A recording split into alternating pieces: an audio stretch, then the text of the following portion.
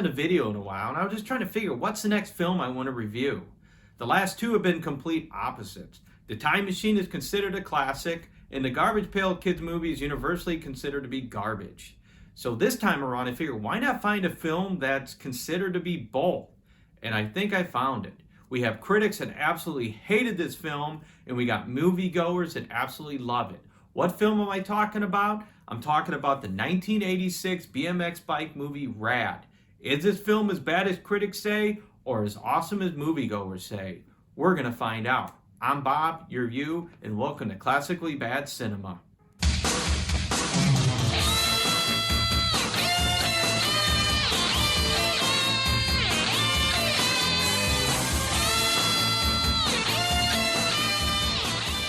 If you're an 80s kid, and I mean a real 80s kid, then you might remember renting this 80s bike movie at the local video store. Rad, or known by its international title Hell Track, is a 1986 bike film that was directed by Hal Needham. The film stars Bill Allen, Lori Loughlin, Talia Shire, Jack Weston, and Ray Walston. It also stars the 1984 Olympic gymnastic champion Bart Connor. The film was a box office bomb, grossing just $2 million against a budget of $3 million, and received very mixed reviews from critics. And it still received mixed reviews between critics and moviegoers to this day. On Rotten Tomatoes, the film has one of the greatest discrepancies between critical reception and fan love, scoring a 90% from movie viewers versus 42% from critics. At one point, this was 91% to 0. Now, for this review, I'm going to be fair and objective. As fair and objective as a guy that owns a Rad Racing hoodie, a copy of the VHS of this movie, a digital copy of this movie, as well as an autographed copy of Bill Allen's book, My Rad Career Can Possibly Be. So we start with a very 80s song showing a bunch of guys doing some awesome professional rider stuff. And that's what's cool about this film, is that they utilize professionals. And a lot of the wipeouts you're going to see are real. They weren't staged, they were actual wipeouts. And let me tell you, there wasn't a kid who watched this that didn't immediately go out and try to emulate what they seen. But unfortunately for 99% of dudes like me, here's what we thought we were going to look like. And here's what actually happened. Anyways, after the kick-ass opening and the awesome stunts, we get introduced to the lead character, Crew Jones, and his two close friends, Becky and Luke, who load up on newspapers. Okay, dudes, let's walk this sucker. All right. Which is slang for delivering newspapers. After watching this scene, a couple things come to mind. Number one, who knew that delivering newspapers could be so cool? And the other thing, I wonder, what would they do if some of these people weren't around during their route? You know, like the fishermen, the firefighters, the dog, or even this garbage truck. And also, how the hell didn't this lady notice the dude on his bike landing on the hood of her car? But it's here where we get to see how talented Crew is on his bike, and we also get introduced to a number of other characters that we're going to see throughout the film. Like Bert Timmer, who's played by actor Ray Walston, who is really less than impressed with Crew at the moment. The world would be a lot better off without kids. But to be fair, he has dealt with some other kids who are a huge pain in the ass. It seems like Crew, much like Ray, has a special knack for pissing people off. Like this kid, him, this guy here, his co-worker, this redheaded kid, his supposed 33-year-old girlfriend, and his mom. Which I can't understand why they hate him. Down below! The porch! I've told you a million times, the porch! I didn't know I was running a racetrack for them funny-looking bicycles. Beam me up, Scotty.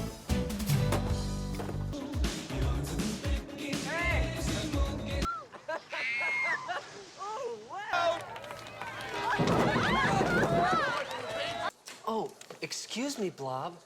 I don't have a watch. Well, bullshit! That was yesterday. Now that's one juvenile asshole. Like I said, I don't understand why they hate him. Anyways, while Crew and his friends are spreading joy and grabbing ass at school, we get introduced to Duke Best, who's the owner of the Mongoose Bike Company and the president of the Federation of American Bike Cyclists. Duke is also a stereotypical bad guy. Hi, I'm Bob Evil. He's introducing the idea behind Hell Track coming to the all-American town of Cochrane, and also discusses what's at stake, like $100,000 in a new Corvette.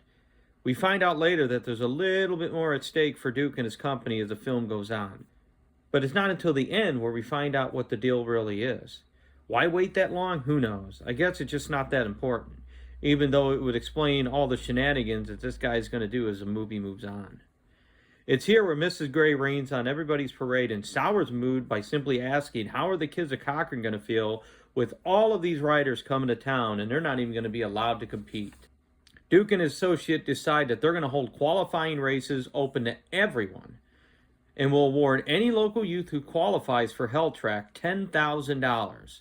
Now, this is going to be the first of many changes that the Stooge is going to make as this film progresses. Meanwhile, in a bike riding compound in parts unknown, and I still don't know where they are. I don't know if they just started squatting here, hanging up their posters and eating their cereal.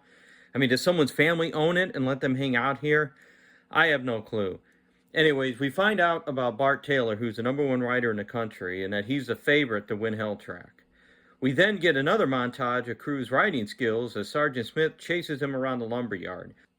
Seems more like padding for time than anything else, since we already got a feel for his skill at the opening of the film. Crew decides he's going to try and qualify for Hell Track, but he's going to need his mom's permission. The problem is that the day of qualification is the same day he's supposed to take his SATs, because of course it is. It's an 80s movie, we need a cliche, hey, why not? I mean, damn, when I was in high school, I had multiple opportunities to mess those up. Mrs. Balboa, of course, is absolutely dead set against it. I don't want to hear any more about it.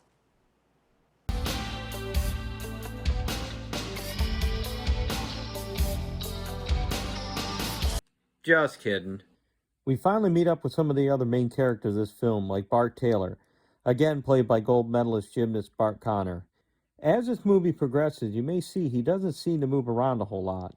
Now, this isn't a case of some movie bullshit like Space Mutiny that had a character played by black belt martial artist James Ryan just walk around with a cane and limp. It was actually because he seriously injured his right knee right around filming and almost had to bow out. The filmmaker decided to have him just kind of stand there.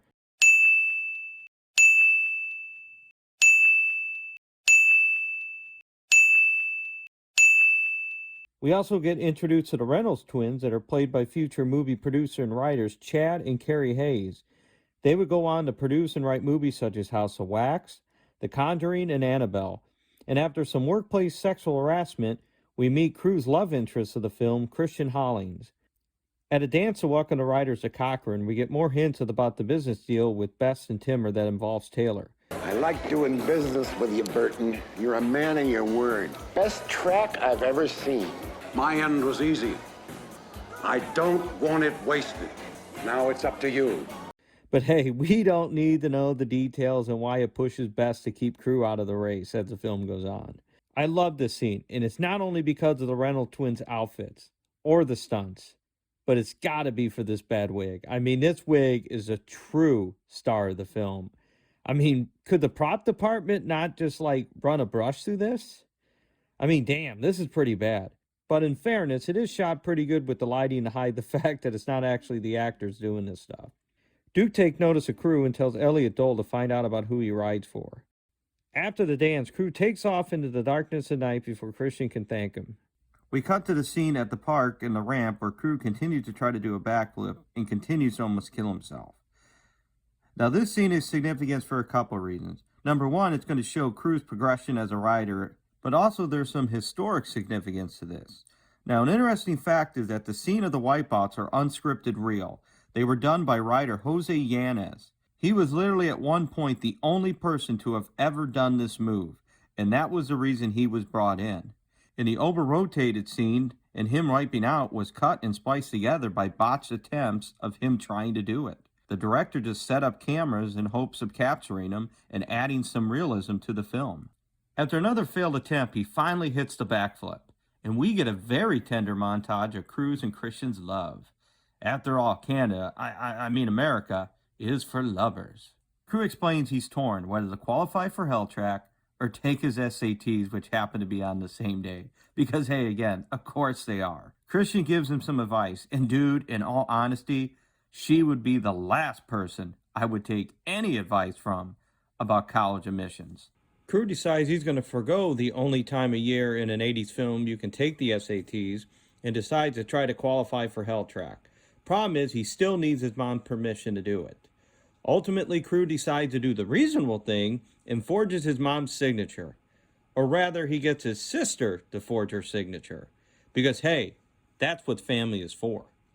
We then get treated to some awesome BMX qualifying, complete with actual spills. It's during a scene when pro rider Eddie Fiola fell and then got smashed in the side of the head by another rider. Luckily, he wasn't seriously injured. But we do see the results of some of the stunts during filming. Rider Rick Molitero actually broke his ankle, which thankfully is the worst of the injuries that any of the riders sustained. But after he got hurt, the filmmakers decided to give him a line, which I think was pretty cool. It was during the qualifying that Crew's mom finds out she skipped the SATs and is severely pissed. Some of the sports bet. Damn it, Crew. Jones adds some down-home flavor to these races. Crew manages to finish second in the last heat and qualify for Hell Track and almost kills himself at the finish line. What happened is Bill Allen accidentally hit the front brakes when he was trying to stop, but the filmmakers liked the shot so much that they decided that they were going to keep it in the film. And I gotta say it, I don't know what's more amazing, the fact that Crew qualified for Hell Track, or his mom's able to get TV reception using rabbit ears on her TV in the basement. The celebration is short-lived as Mom shows up for some ass-whooping time. Oh, shit. Bess decides he's going to make Crew an offer to join the evil Mongoose Bicycle Company and help bring BMX to all the small towns in the USA, and not just the fake US towns that are located in Canada. The only catch is he has to purposely lose the race. Crew, of course, flat out refuses, and this just pisses Bess off. Taylor is undeterred by this and is confident he's going to win. It's here where we find out that Mongoose has a bunch of merchandise with Taylor's face on it that's going to be sold in the department stores as long as Taylor wins Hell Track on national television. Bess, who's still evil, is worried because he has never seen such raw determination and talent in one kid. You're damn right we can't use a guy like this on our team and utilize our marketing department to create a sales plan to market this kid and make lots of money. Instead, it just provokes his need to change the rule to prevent Crew from running Hell Track. Crew is told that only sponsored riders can run Hell Track, a stipulation Duke was conveniently unaware of. Burton Timmer overhears the news and doesn't seem too pleased about it. Bummed out, he goes to where he works and gets advice from his friends. We ought to go to Hell Track and rip that mother down. I didn't say it was sound advice, but it is advice nonetheless. His sister makes him a shirt, and after Woman offers to buy a couple for her kids, it gives Crew an idea how to beat Best at his own game. So after making shirts and setting up a booth to sell them, Rad Racing is born. And with that happy turn of events, we get another love montage with the real star of the film, that horrible wig. I mean, damn, look at this. I mean, Lori's hair isn't even this dark. What the hell? It's a man, baby! But all this happiness and bliss is short-lived when they find out that Bess has changed the rules again.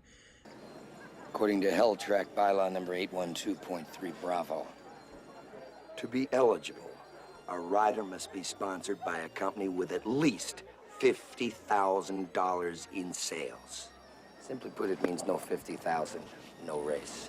Crew is actually livid and just storms off.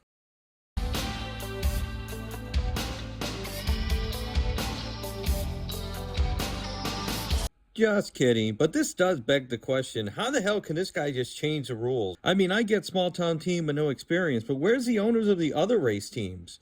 You'd think that they'd be pissed that this dude keeps skewing the rules to benefit his riders and his riders alone. Burt Timmer again overhears this and has had just about enough of Best and his nonsense. I'm beginning to see you as something I might have stepped in. And I don't like the smell of it. Crew ends up going back to the riding compound in parts unknown that his friends have took over with their posters and cereal. Christian attempts to console Crew. All right, Crew. I know right now it's disappointing. It's an emotional time. Let's not do or say anything we're going to regret later. Well, bullshit! That was yesterday. Never mind. But after his conversation with her, he does refocus and get back to the riding basics, which involves delivering newspapers and not ticking off the entire town in the process. As the day of the race gets closer, we finally start to learn about the deal that Best has. We learn why Best is so hell-bent on preventing Crew from running Hell Track. We learn about the deal that Best made and that the contract with Generic Mart stipulates Taylor has to win Hell Track. Again, this could have been stated at the very beginning to give the audience a better idea of what's at stake for Duke Best and the Mongoose Evil Bike Company. The townfolk from good old United States of Canada are busy trying to raise money to help crew meet the sponsorship requirements. After some inspiring speeches and some fundraising, they end up about $27,000 short. Okay, not quite as we're going to see. Crew not only meets the sponsorship requirements, but he also wins back Christian. He ended up meeting the requirements because Bert Timmer, who hates kids, bought $27,000 worth of shirts.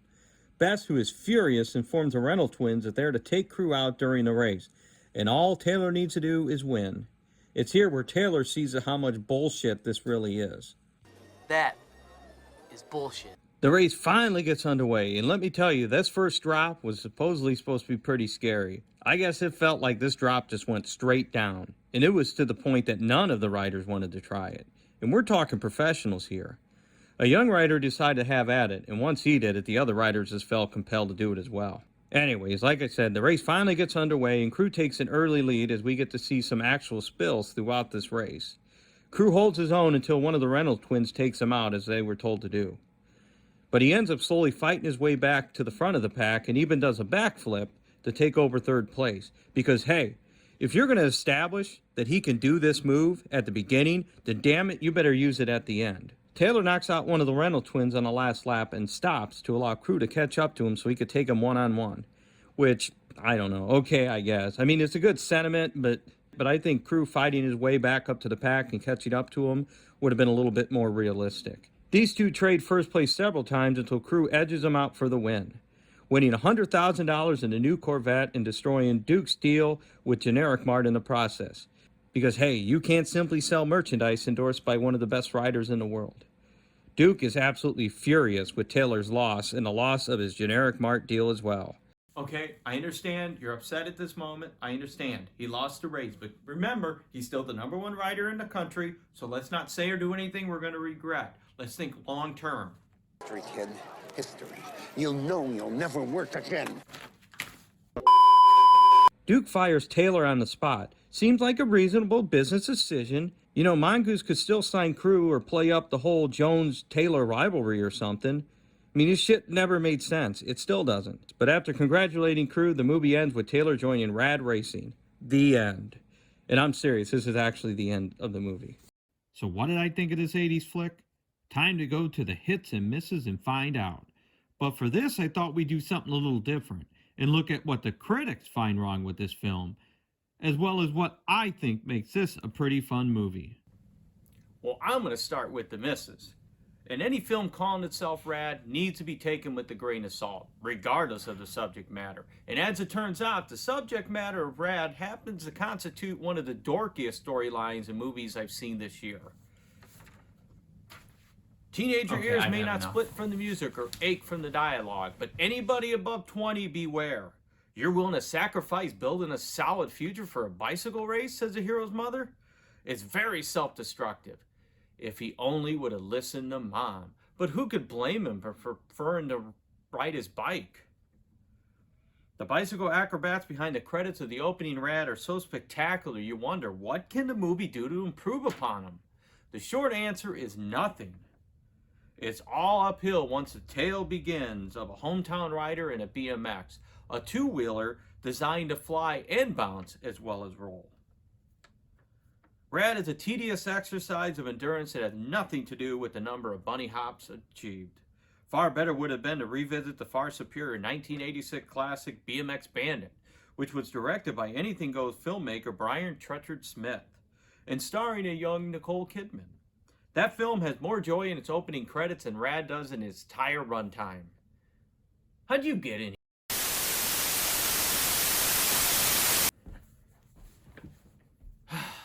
Well, now that nonsense is over, time to go to the hits.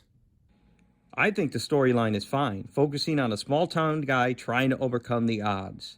They tell a good and entertaining story. Yes, it's very cliche that the SATs are due on the same day as the race qualifier, and yes, we could have learned more upfront about the details of Duke Best's deal, and why he was so hell-bent on changing the rules to prevent Crew from running this race. but it's still entertaining nonetheless, and I can think of worse ways to spend my time. I think it was decently acted. The stunts throughout the film are awesome for anyone who's remotely into BMX back in the day or even today. As stated before, the cliche SAT angle and the evil president mongoose can be a little over the top at times, but the filmmakers did a tremendous job with the realism of this film, and the choice to keep the cameras rolling to capture the actual spills was very smart. I've seen BMX Bandits, and Rad is far better, and I think a far more important movie when discussing films that helped catapult the extreme popularity of BMX in the 1980s. When the film was released on VHS in 1986, it quickly found a following and became one of the top 10 video rentals for 2 years, and was even passed around as bootlegs for many years after that. As stated earlier, Rad has the greatest discrepancy between critical reception and fan love on Rotten Tomatoes. 90% like it from movie viewers versus 42% of critics. And like I said, at one point, it was 91% to 0. And it's not just Rotten Tomatoes, but other sites as well. Rad scored an average of 6.7 out of 10 on IMDb, a 4.8 out of 5 on Amazon Prime. So should you tear this mother down like Hell Track or keep it? I say keep it because it's a very unappreciative and very enjoyable film that anyone who loves all things 80s or BMX would surely enjoy. Well, thanks for watching this video. If you enjoyed it, please hit that like and subscribe button below. If you didn't like it, then tell that jerk that hates 80 movies to hit that like and subscribe button below. But until next time, I'm Bob. You're you. So long, everybody.